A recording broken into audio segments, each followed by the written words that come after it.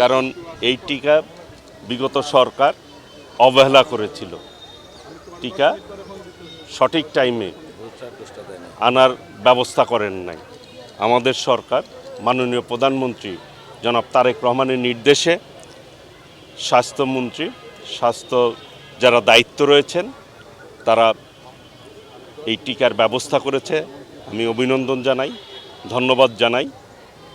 এবং এই যে একটি দায়িত্বহীন কাজ করেছে বিগত সরকার, এই জন্য আমি তাদের নিন্দা জানাই এই ধরনের অবহেলা করার জন্য। এবং আমাদের সরকারকে মাননীয় প্রধানমন্ত্রী সহ মাননীয় মন্ত্রীবর্গ যারা রয়েছেন তাদেরকে ধন্যবাদ জানাই। সঠিক টাইমে আজকে হামের টিকা ইতিমধ্যেই সারা বাংলাদেশে দিতে আমরা সক্ষম হয়েছি এবং আজকে আমি নিজে থেকে টাঙ্গাইলের এই হামের টিকা উদ্বোধন করলাম। মানুষের মধ্যে একটি স্বস্তি এসছে। স্বাস্থ্য কিন্তু মানুষের ফার্স্ট মানুষ প্রায়োরিটি দিয়ে থাকে। সেই শিশু বাচ্চারা যারা অবুঝ বাচ্চা, তারা যদি আজকে স্বাস্থ্যের ঝুঁকির মধ্যে পড়ে যায়, এটা অত্যন্ত বিপজ্জনক বিষয়।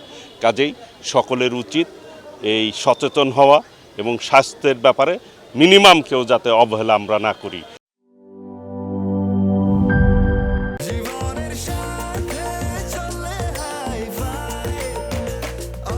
স্বাস্থ্যকর অল টাইম, সব সময় অল টাইম হেলদি লাইফ।